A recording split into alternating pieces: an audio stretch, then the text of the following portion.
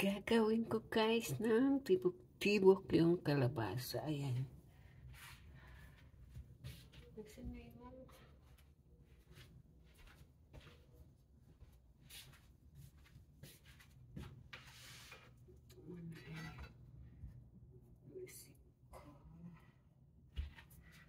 Hihiwain ko lang siya. Yan, nahiwa ko na. Nahiwa ko na guys. Kailangan kong tanggalin ang buto.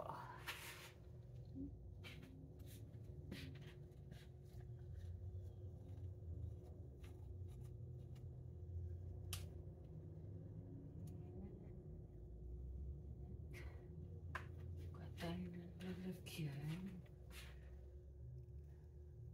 Hirap pala guys, hiwain yung buo na malaking kalabasa.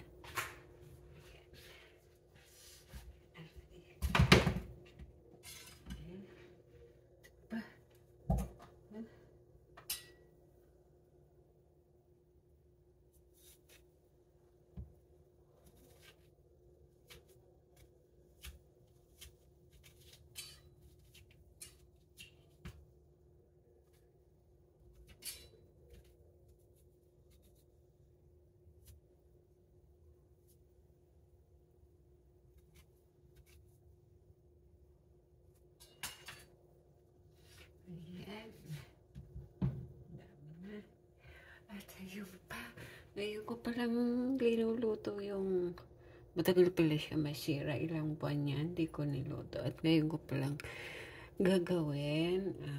Gagawin ko siyang tibok-tibok.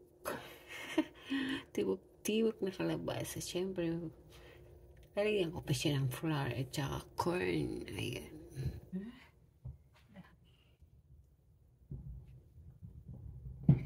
Ayan guys, ang dami. Dami kong nagawa. Nabalatan. Babalatan ko pa pala yan.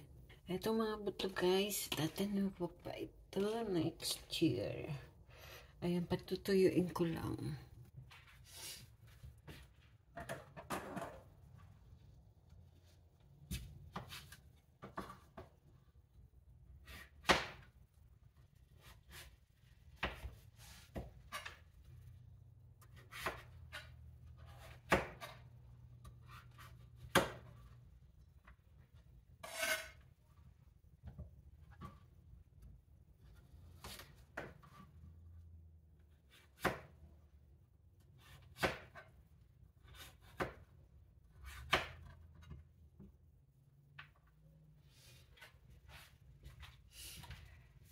Babalatan ko siya guys, tapos ilalagay ko siya sa ref para hindi masira. Babalatan ko sila lahat. Ilalagay ko siya sa freezer para hindi masira. Ayan.